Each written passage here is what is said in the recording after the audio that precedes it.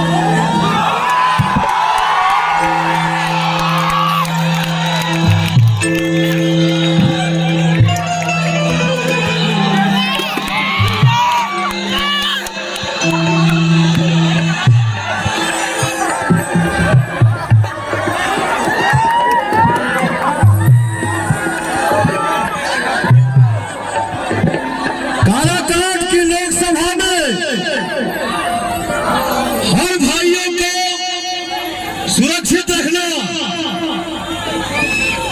हर अपने मान सम्मान को बचा के रखना, ये पवन का फर्ज बनता है, पवन का धर्म बनता है। यही हमारी पूजा है और आप सबका ताली पवन सिंह के लिए आशीर्वाद है। मांगत आशीष भूमि गली है गलिए झोली ले खलिए बाटे। क्या बात है। मांगत आशीष गलिए गलिए बाटे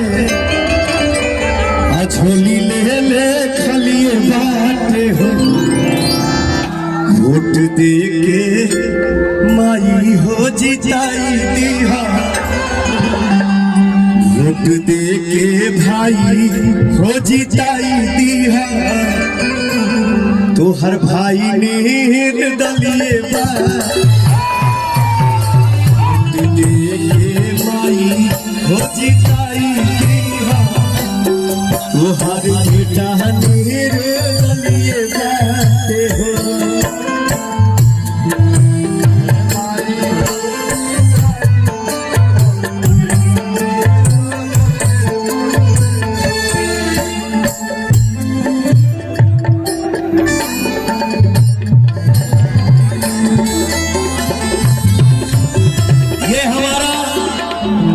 ये हमारे लिए भगवान का रूप है।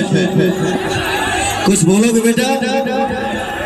एक बार तुम गरज के बोल दो, कैची छाप जिंदाबाद, कैची छाप जिंदाबाद, कैची छाप जिंदाबाद,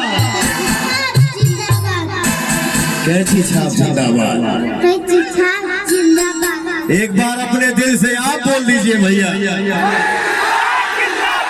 हमारे तरफ से है भैया।